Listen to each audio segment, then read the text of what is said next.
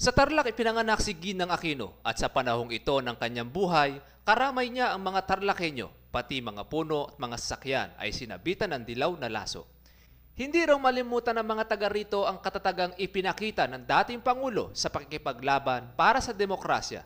Sana lang daw, laksan niya rin ang loob niya sa kinahaharap niya ngayon.